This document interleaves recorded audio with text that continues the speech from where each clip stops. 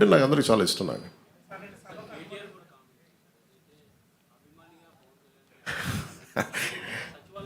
కేటీఆర్ గారు నాకు చాలా మంచి బ్రదర్ కైండ్ రిలేషన్షిప్ మా ఇద్దరికి.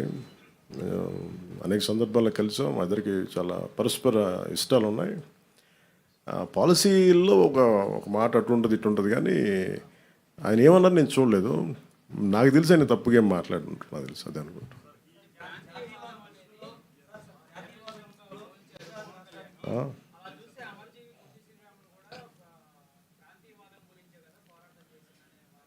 అంటే మనం ప్రత్యేక రాష్ట్రం కోరుకోవటం వేరు, ప్రత్యేక రాష్ట్రం కోరుకోవటం వేరు. ఇప్పుడు అమర్జీ పొట్టి శ్రీరాములు గారు ప్రత్యేక రాష్ట్రం కోరుకున్నారు, తెలుగు ప్రజలు కావచ్చు, ఆంధ్ర ప్రాంత ప్రజలు కావచ్చు. దాన్ని ఆయన త్యాగం చేశారు అంతే.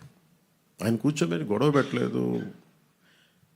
తెలుగు వాళ్ళందరికీ రాష్ట్రం కావాలని కోరుకోవటం వేరు, కానీ ఎక్కడ మిగతా వాళ్ళు రాకూడదు, అసలు అలాంటి దూషణ ఎక్కడ చేయలేదు. ఇది నేను అంటుంది ఏంటంటే, ఇట్స్ నాట్ అబౌట్ ఒక తెలంగాణ గురించో ఒక ఆంధ్ర గురించో కాదు. మీరు వెళ్ళే కొద్దీ విభజించుకుంటా వెళ్ళిపోతే, ఈ విభజన ఒక భూమికి మీరు సరిహద్దు వేయగలరు, కానీ మనసుల్లో వేసే ఈ విభజన ఈ వేర్పాటు చాలా కనిపించవు, చాలా లోతుకి వెళ్ళిపోతాయి. భవిష్యత్తులో మనం అద్భుతమైన అభివృద్ధి ఇవ్వలేకపోవచ్చు, కానీ కనీసం మన కనీస ధర్మం ద్వేషం ఇవ్వైతే ఇవ్వకూడదు కదా సమాజానికి. అంతకుమించి తప్ప అంటే ఆయన్ని కూడా నాకు తెలిసి ఆయన ఒక రైట్ పర్స్పెక్టివ్లో అని ఉంటారు, కానీ ఒకసారి నాకు పూర్తి నేను చెప్పింది చూస్తుంటే నాకు అలా ఉండేది కాదేమో. అది మేము ఎప్పుడన్నా కూర్చున్నప్పుడు సరదాగా మేము మాట్లాడుకుంటాం. దట్స్ నాట్ ఎట్ ఆల్ విషయం.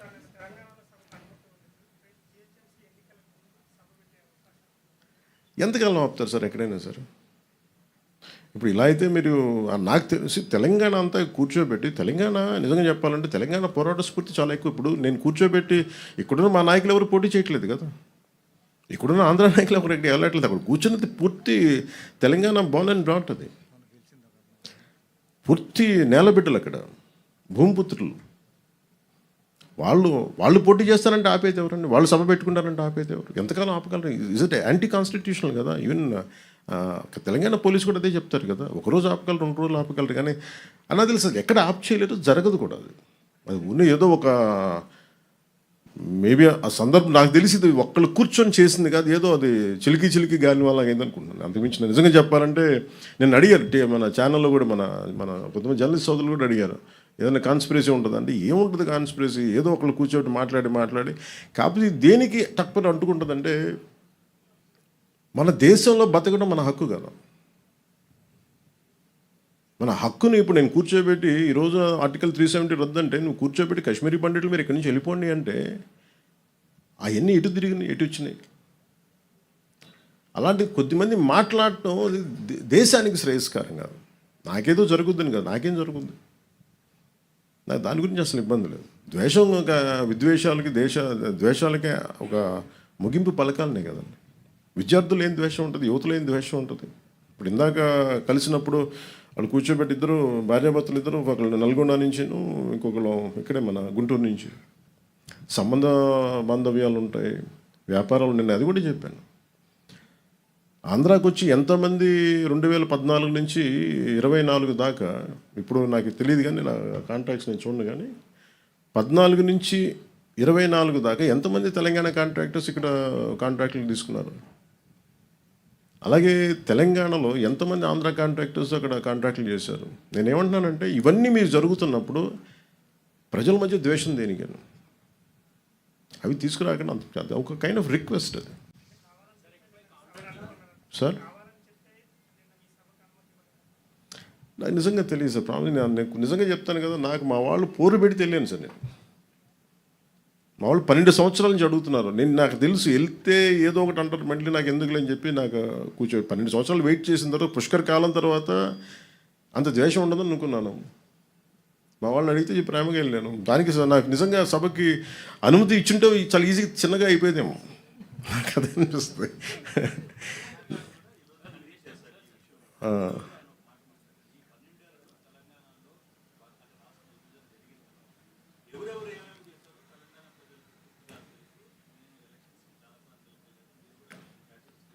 నేను మహారాష్ట్రకి వెళ్ళాం, సార్ తమిళనాడుకి వెళ్ళాను. ఇంకా తమిళనాడు ఇస్ మోర్ వోలటైల్ కదా అలా మాట్లాడాలంటే. మురుగన్ మానాడికి వెళ్ళాను, దాదాపు 10 లక్షల మంది ప్రజలు వచ్చారు.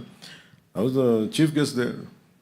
అక్కడ కూడా ఒక పర్మిషన్ ఇవ్వలేదని కోర్టుకి వెళ్ళి తెచ్చుకున్నా. అసలు రూలింగ్ గవర్నమెంట్ ఎప్పుడు కొంచెం పెడద్దు. నాకు ఇక్కడ కాంగ్రెస్ గవర్నమెంట్ పని కట్టుకొని చేసిందా అని నేను అనుకోవట్లేదు. రేవంత్ రెడ్డి గారికి కూడా నాకు అవసరం నాకు తెలుస్తుంది, ఆయన బిహేవ్ జరిగిందని కూడా నేను అనుకోవట్లేదు. అది కూడా మీకు చెప్తున్నాను కదా. కాదు ఇక్కడ ఏముందంటే Congress as a party, Indian national Congress, ఇప్పుడు ఉదాహరణకి మీరు ఇప్పటంలో ఆ రోజు మనోహర్ సార్ కూడా ఉన్నారు అనుకుంటాను. కాంగ్రెస్ మన గాంధీ గారి విగ్రహాలని, నెహ్రూ గారి విగ్రహాలని, ఇందిరాగాంధీ గారి విగ్రహాలని బస్సులను కూల్చేశారు. కాంగ్రెస్ నుంచి వచ్చిన నాయకులే. అది వైసీపీ రూల్లో.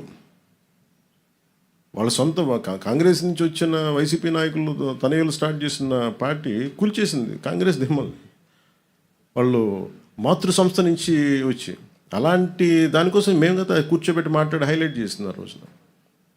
సో మాకు కాంగ్రెస్ ప్రాబ్లం ఏమొచ్చిందంటే they have become too convenient. Especially Indian national Congress ఢిల్లీలో కూర్చున్న either it could be mister Rahul Gandhi or mister Kharge garu కావచ్చు, ఆర్ మిస్ ప్రియాంక గాంధీ గారు కావచ్చు.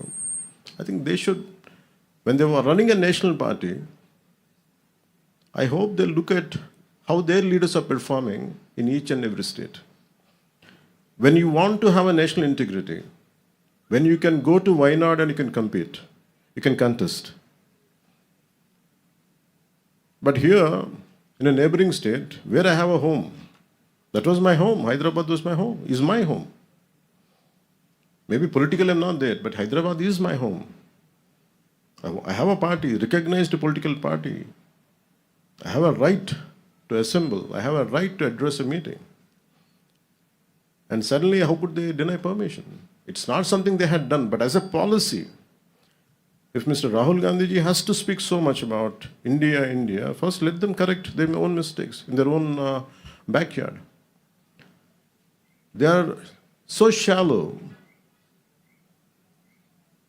Andhra Pradesh was their source of strength for Congress. They lost it. Andhra Pradesh was always a source of strength for Congress. They had lost it, not understanding it.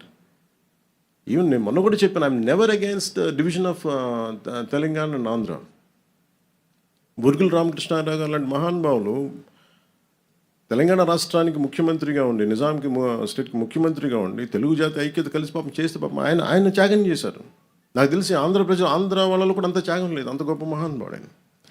So ఇవన్నీ గుర్తిస్తూనే నేను నా request ఏంటంటే, especially for Congress, somehow you are stroking some unwanted differences in the country. I think they have to curb it. అది వాళ్ళు ఆప్ చేసుకోవాల్సిన అవసరం చాలా ఉంది వాళ్ళకి.